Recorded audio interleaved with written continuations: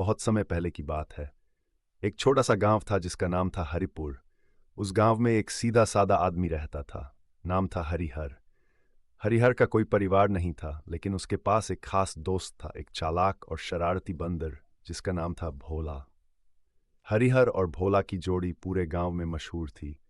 भोला बंदर कभी हरिहर की मदद करता तो कभी उसकी मुसीबत भी बन जाता, लेकिन दोनों के बीच बहुत गहरी दोस्ती थी। तैयारी मेला जाने की एक दिन गांव में बड़ा मेला लगा।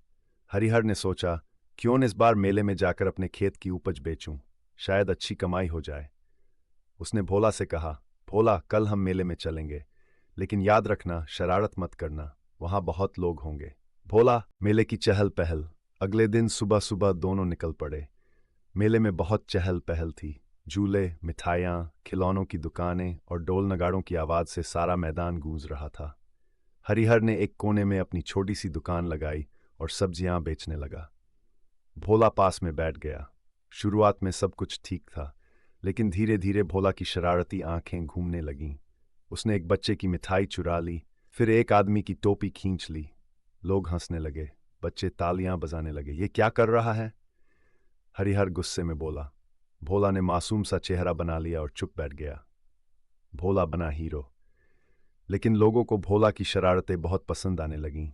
वे हरिहर की दुकान पर रुकते, सब्जियां खरीदते और भोला को कुछ न कुछ खिलाते।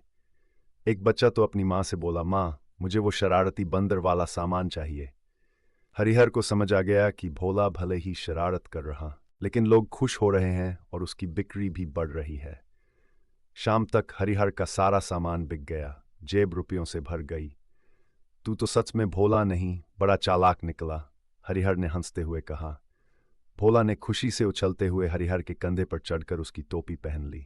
उस दिन हरिहर ने एक बात समझी, हर किसी की अपनी खासियत होती है। अगर उसे सही समय और जगह पर इस्तेमाल किया जाए तो वह सबसे बड़ी ताकत बन जाती है। हरिहर ने सोचते हुए कहा, दोस्ती, समझदारी और थोड़ी सी शरारत जिंदगी को सुंदर बना देती है।